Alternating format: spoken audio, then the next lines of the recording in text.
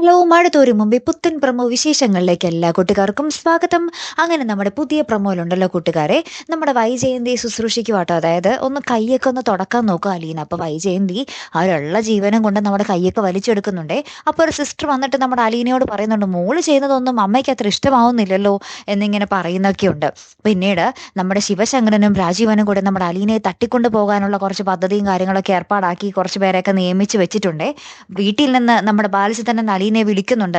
സമയം വൈകിയല്ലോ മോള് വരുന്നില്ലേ എന്ന് ചോദിച്ചപ്പോൾ അലീന പറയുന്നുണ്ട്, ഞാൻ ഒരു അരമണിക്കൂറിനുള്ളിൽ എത്തും എന്ന് പറയുന്നുണ്ട്. കുറേ ഇരുട്ടിയിട്ടും അലീനയെ കാണുന്നില്ല. ലാസ്റ്റ് നമ്മുടെ ബാലചന്ദ്രൻ കൃഷ്ണജയോടൊക്കെ ചോദിക്കുമ്പോൾ കൃഷ്ണജയും പറയുന്നുണ്ട്, ഇല്ലല്ലോ അച്ഛാ, അലീന ചേച്ചി എത്തിയില്ലല്ലോ എന്ന് പറയുകയാണ്. അപ്പോൾ നമ്മുടെ ബാലചന്ദ്രന് എന്തോ പന്തികേട് തോന്നുകയാണ്, അവിടെ അലീനയ്ക്ക് എന്തോ സംഭവിച്ചിട്ടുണ്ട് എന്നുള്ള കാര്യം.